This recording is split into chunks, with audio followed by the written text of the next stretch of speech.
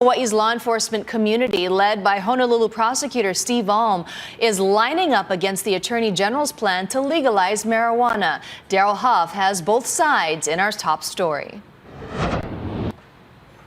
The Attorney General is the state's chief law enforcement officer, but Prosecutor Steve Alm says law enforcement will be lined up against her proposal to legalize marijuana. And when we met with him, I told Ann that, that she said the train has left the station. None of us think the train has left the station.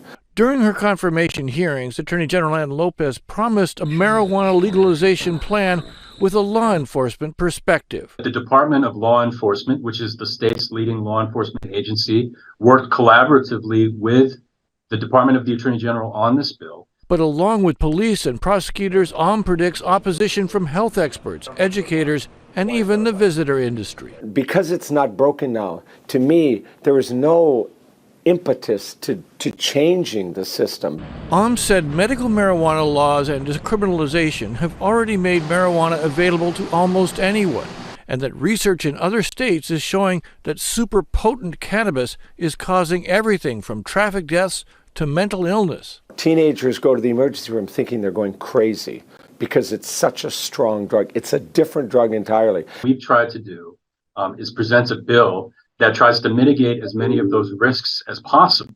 Admitting the risks, the Attorney General says the bill provides health oversight, education, and requires testing and labeling about potency.